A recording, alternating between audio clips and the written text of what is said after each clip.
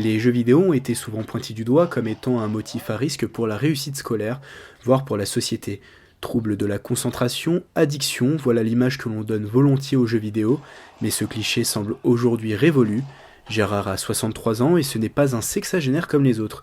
Il joue aux jeux vidéo. C'est un des premiers gamers de son époque. Il jouait déjà dans les années 60 au premier jeu vidéo de l'histoire, Pong. Son genre préféré, le jeu de guerre. Ah, j'ai plus d'armes, j'ai plus rien. Ah bah oui, bah, j'ai plus rien. Plus de munitions, plus rien. Bon, pourquoi ce style de jeu C'est parce que c'est un jeu, d'ailleurs, les jeux de guerre, c'est déjà des jeux de garçons, quelque part. Il faut être, il y a un peu d'action, il faut se cacher, il faut être habile, bon là je joue un petit peu en débutant, mais quand on joue bien, ça peut être prenant. Quand même, bon, voilà. Donc j'ai gagné, je les ai tous tués. Chaque soir, avant de préparer le dîner, Gérard s'assoit devant son écran d'ordinateur et s'accorde un moment de détente. Comme Gérard, de plus en plus de seniors sont mordus de jeux vidéo. Sur 28 millions de joueurs en France en 2012, 22,8% ont plus de 50 ans. Tous les mois, Gérard fait la tournée des boutiques de jeux vidéo pour dénicher la perle rare. Et une fois de plus, il a craqué pour un jeu de guerre. Eh bien, c'est un jeu qui s'appelle Wolfenstein, excusez-moi pour l'accent. Donc c'est un Américain qui doit effectuer des missions un petit peu suicides dans les pays, en Allemagne en particulier. Le marché du jeu vidéo gagne de plus en plus d'adeptes, dont le troisième âge, mais ces jeux sont-ils bons pour les personnes âgées ? Les consoles de jeux font leur entrée dans les maisons de retraite françaises. C'est le cas dans les maisons du groupe Medica, qui a équipé ses 89 centres de consoles Wii de Nintendo.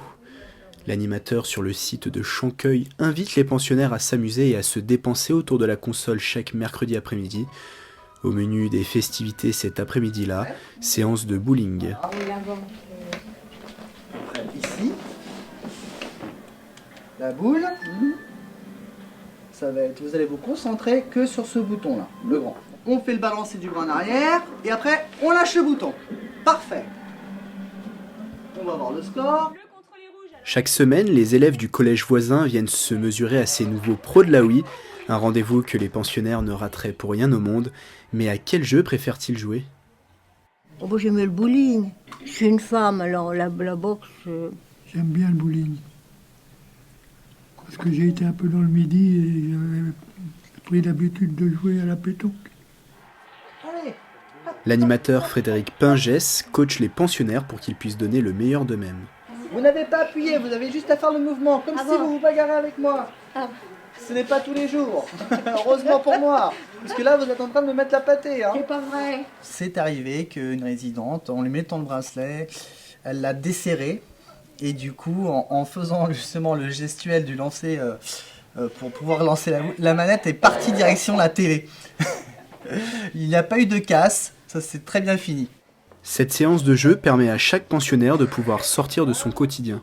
Mais quels sont les effets bénéfiques de ces exercices physiques sur les retraités ?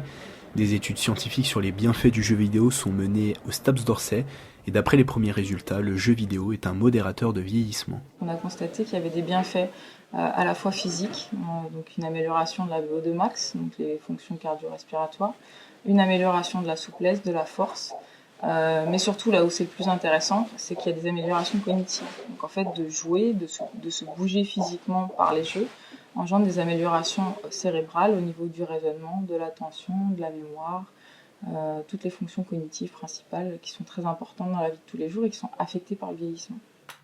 Si la population des gamers augmente chez les personnes âgées, tout le monde n'adopte pas cette tendance. C'est le cas de Livia qui a trouvé d'autres moyens pour s'occuper. J'aime pas les jeux vidéo, j'aime bien de tricoter, j'aime bien jouer aux cartes avec mon mari. J'aime bien de faire des petits plats à mes petits-enfants. Les jeux de vidéo, c'est beau, petit, il ne veut pas travailler. Donc vous y jouez jamais ? Non, je ne joue jamais. Les jeux vidéo ont donc des bienfaits sur les personnes âgées au niveau physique et intellectuel, mais ils ne risquent pas pour autant de supprimer les bons vieux mots fléchés ou autres tricots.